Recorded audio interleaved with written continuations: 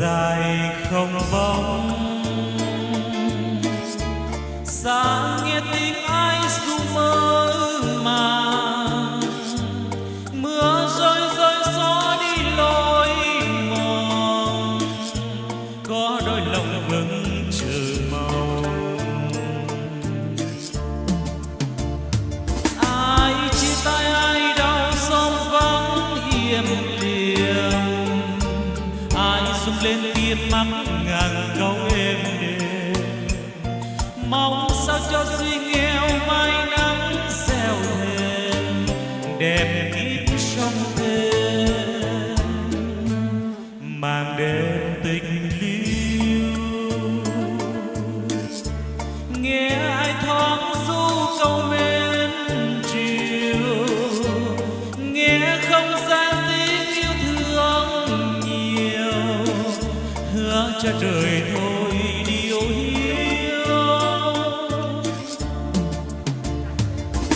Đêm tha hương ai vòng trong, đêm cô liêu trình phủ mong, đêm bao cánh mưa âm thầm theo gió về của cơn mộng, hẹn mãi anh xuống nông. Cho nên đêm còn dày hương để dìu bước chân ai trên đường, để nhìn xóm khuya không buồn vì người biết mang tình thương. Màn đêm tình lưu, nghe ai thoáng ru câu bên chiều, nghe không gian tiếng yêu thương nhiều, hứa cho trời thôi điều hiu.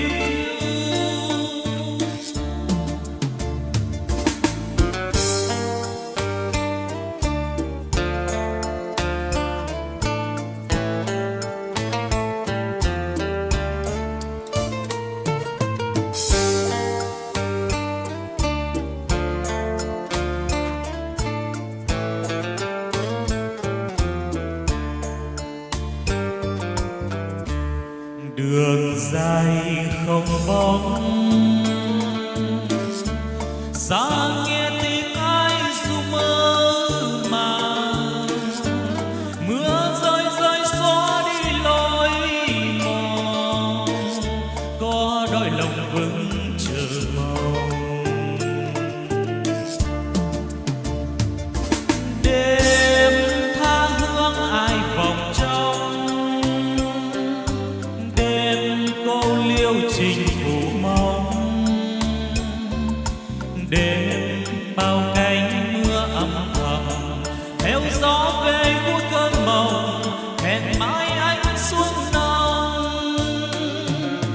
Cho nên đêm còn dày hương để dìu bước chân ai trên đường, để nhìn xóm khuya không buồn vì người biết mang tình thương.